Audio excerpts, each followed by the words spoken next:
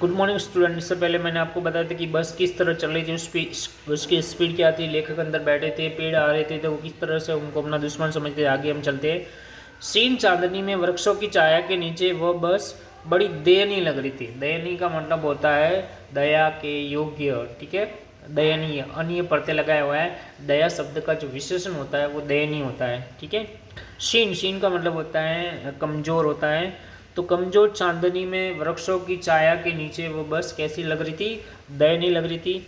लगता था जैसे कोई वृद्धा थक कर बैठ गई हो। ऐसा लग रहा था जैसे ये कोई बूढ़ी औरत हो और चल करके थक गई है, वैसे ही वो बस हो गई थी। हमें ग्लानि हो रही थी कि बेचारी पर लद कर हम चले आ रहे हैं। लेकिन लेखक को अपने आप को गिल्टी फील हो रही थी कि बेचारी एक तो वीक ही है, कमजोरी है, और उस पर हम बैठ करके लद करके हम चले आ रहे थे। अगर इसका प्राणांत हो गया तो इस बियाबन में हम इसकी अंत्येष्टि करनी पड़ेगी, हमको इसकी अंत्येष्टि करनी पड़ेगी। प्राणांत का मतलब होता है प्राण प्लस अंत, यानी कि प्राणों का अंत, यानी कि मृत्यु हो जाना, ठीक है। अगर इसका प्राणांत हो गया, अगर इसकी मृत्यु हो गई तो इस बियाबन का मतलब होता है उजड़ा हुआ खंड या जंगल का उजड़ा हुआ भाग होता है। हमें इसकी अंत्येष्टि करनी पड़ेगी। अंत्येष्टि का मतलब होता है दाह कर्म, मृतक कर्म या अंतिम संस्कार जिसको बोल सकते हैं। यहाँ पे भी देखो लेखक एक बहुत बड़ी कटाक्ष कर रहा है, इनडायरेक्टली बात कह रहा है, व्यंग कर रहा है कि अगर ये बस पूरी तरह से नष्ट हो गई, मृत्यु हो गई, तो इस उबड़ खाबड़ जंगल में या बिल्कुल सुनसान जंगल में हमको इसका क्या करना पड़ेगा, इसका अंतिम संस्कार करना पड़ेगा। हिस्सेदार साहब ने इंजन खोला और कुछ सुधारा। जो पार्टनरशिप था, जो हिस्सेदार थे, जो पार्टनर थे, उसने इंजन खोला और कुछ सुधारा।